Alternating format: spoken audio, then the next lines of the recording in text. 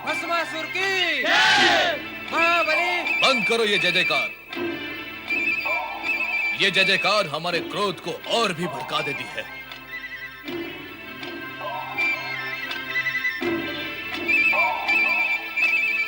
नारी कितनी सुंदर, कोमलांगी, चंचल नैनों वाली, मधुर मुस्कान वाली, इसे तो प्राप्त करना चाहिए। अब मैं जगत की सबसे सुंदर नारी को अपनी महारानी बनाऊंगा और ये जितने भी देवता ऋषि मुनि हैं, इन सबको समाप्त कर दूंगा।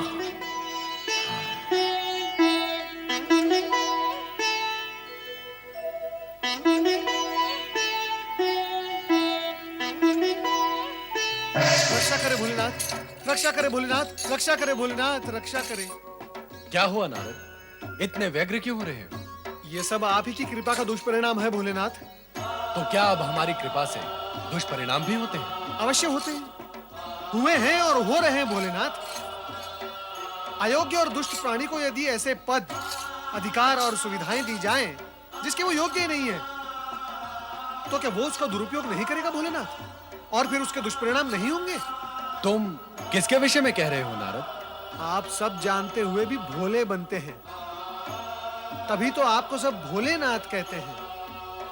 आप भली भांति जानते हैं कि मैं भस्मासुर के विषय में कह रहा हूं।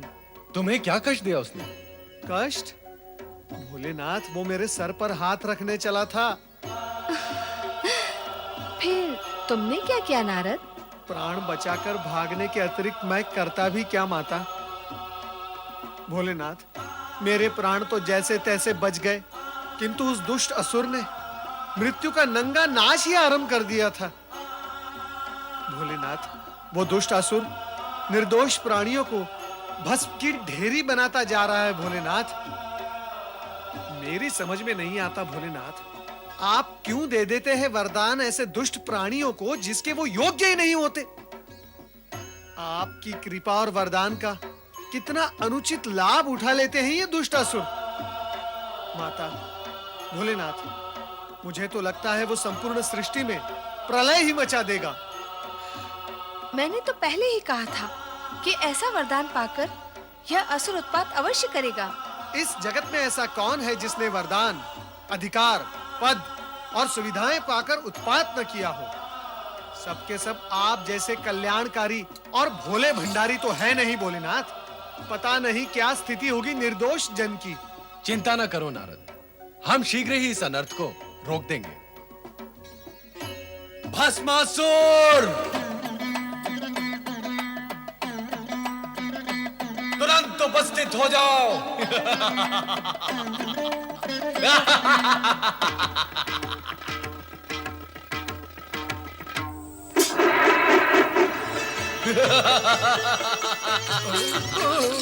हे शिव शंकर, आपके दिए हुए वरदान का प्रयोग करके अत्यंत सुख की प्राप्ति हो रही है।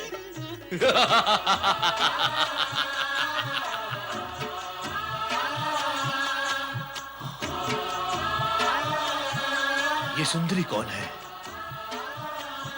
मुझे इस प्रकार क्रोध से न देखो सुंदरी। क्रोध में तो तुम और भी अधिक सुंदर दिखाई देती हो। मैं ये सोचता था कि मैं अपने शत्रुओं को समाप्त करने के पश्चात जब इस त्रिलोक का सम्राट बन जाऊंगा तो मेरी साम्राज्ञी कौन होगी? परंतु तुम्हें देखने के पश्चात प्रश्न और सोच दोनों ही समाप्त हो गए। आओ, मेरे पास आओ।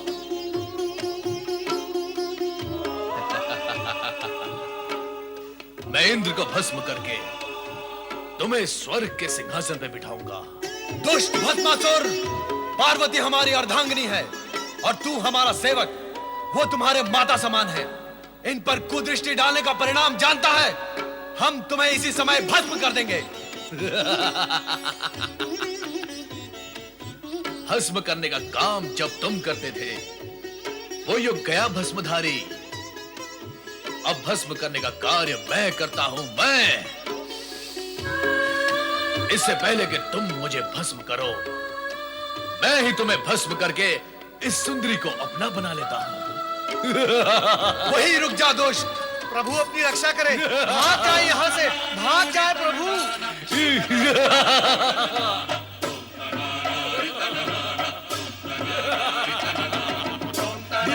भस्मासुर,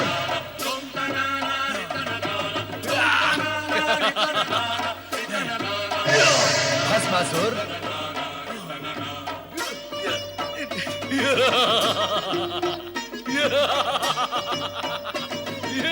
भस्मासुर,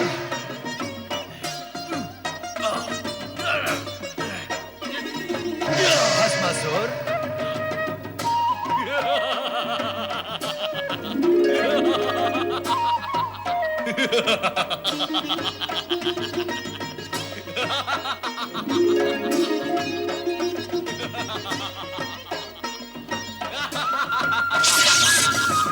नारायण नारायण। अयोग्य प्राणी को अधिक अधिकार देने का परिणाम सदा दुखदाई होता है। देवेश्वर, आप ही से वरदान पाया है और अब आप ही को भस्म करने पर तुला हुआ है ये दुष्ट प्राणी। नारायण नारायण। अब तो मुझे ही कुछ उपाय करना होगा।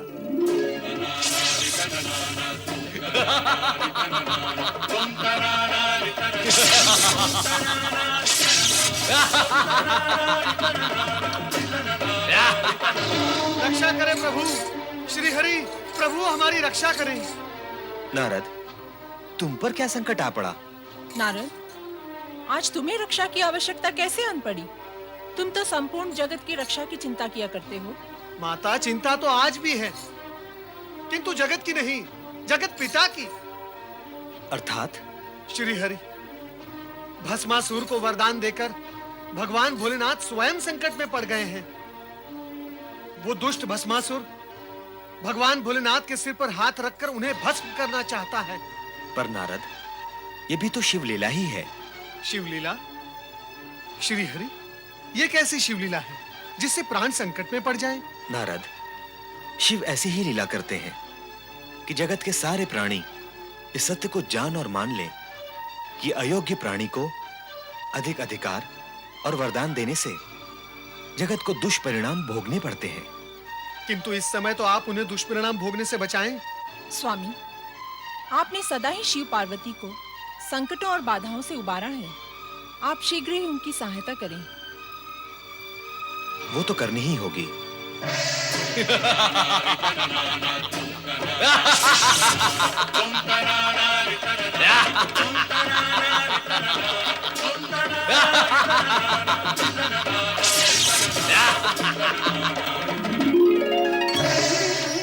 ये सब क्या हो रहा है स्वामी? कहां कहां क्या हो रहा है देवी? तीनों लोकों का स्वामी एक दुष्ट, बुद्धिहीन, दुराचारी असुर के सम्मुख इतना विवश, असहाय और पौरुषहीन हो गया है। समय की बलिहारी है देवी, समय की बलिहारी है। हाँ स्वामी, देख रही हूँ समय से हारे हुए बल को, किंतु अब आपकी ये दशा मुझसे देखी नहीं जाती। तो देवी, हमें क्या अपनी ये स्थिति प्रिय लगती है? हम इस अप्रिय स्थिति से स्वयं ऊब चुके हैं। तो फिर विराम क्यों नहीं लगा देते इस स्थिति पर? नहीं, हम अभी ऐसा नहीं कर सकते। ना सही, मैं तो कर सकती हूँ। आप मुझे आज्ञा दें, मैं शक्ति रूप धारण कर उस दुष्ट भस्मासुर को एक क्षण में ही समाप्त कर दूंगी। तुम यदि ऐसा कर दोगी तो हमारे वरदान का क्या होगा जो हमने भस्मासुर को दिया है कि उसे कोई भी नहीं मार सकेगा? यदि तुम्हारे हाथों उसका वध हो जाता है तो हमारी वरदान की महिमा भी समाप्त हो जाएगी। ऐसा हो गया तो जगत के प्राणी भविष्य में हम पर और हमारे वरदान की शक्ति और महिमा पर विश्वास ही नहीं करेंगे। स्वामी, आप तो चारों ओर से विवश हैं।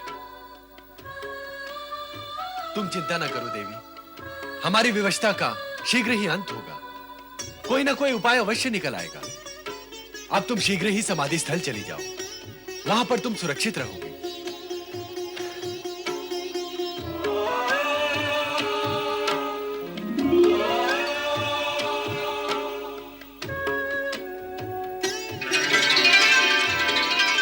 कहाँ है शिव शंकर? कहाँ है महादेव?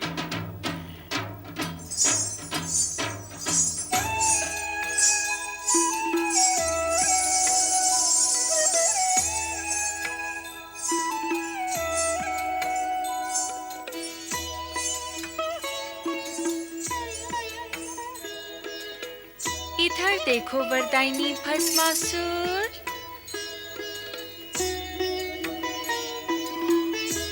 ध्यान से देखो।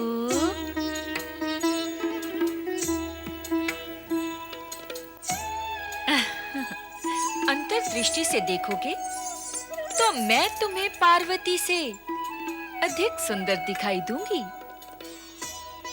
मैं त्रिभुवन मोहिनी हूँ।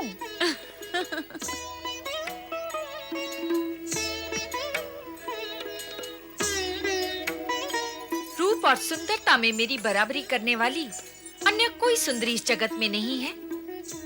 मुझे अपनी महारानी बनाकर जगत का सर्वोत्तम सुख भोगो भस्मासुर। मुझसे विवाह करके भस्म करने के इस झंझट से सदा के लिए मुक्त हो जाओ। तुम तो अनुपम सुंदरी हो। मैं तुमसे अवश्य विवाह करूंगा, इसी समय विवाह करूंगा। मैं भी यही चाहती हूँ और तुम भी यही चाहते हो। फिर विवाह में विलंब क्यों? विलंब तो तुम कर रही हो सुंदरी। मैं तो तुम्हें पाने के लिए आतुर हूँ। चलो विवाह करें। तनिक रुको भस्मासुर। हमारी कुलरीति ये है कि विवाह से पूर्व अपने कुल देवता के सम्मुख नृत्य गान करके उन्हें प्रसन्न करना पड़ता है। नहीं तो कुल देवता रुष्ट हो जाते हैं और विवाहित जीवन संकट में पड़ जाता है। नहीं नहीं, हमें संकट में नहीं पड़ना है। हम असुर तो दूसरों को संकट में डालते हैं। बताओ, कौन है तुम्हारे कुल देवता और नृत्य कहाँ करना है सुंदरी?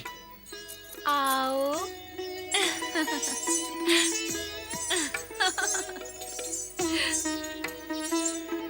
ये वट वृक्ष हमारे कुल देवता हैं। तुम मेरे होने वाले पति हो।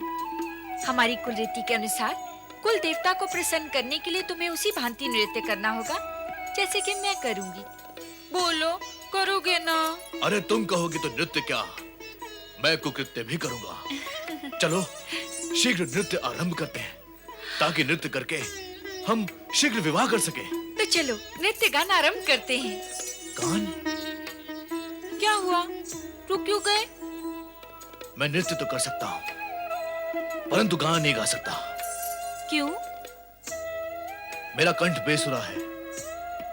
यदि मैंने बेसुरा गीत गाया तो मेरे जाति वाले असुर ये समझकर यहाँ पर आ जाएंगे कि मैं उन्हें पुकार रहा हूँ। नहीं, मैं गाना नहीं गा सकता। अभी अभी तो कह रहे थे कि कुकृत्य भी कर सकते हो।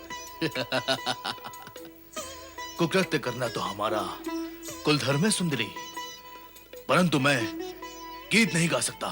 तो ठीक है, तुम केवल नृत्य करना, किंतु उसी भांति जैसे कि मैं करूं। वैसा ही करूंगा।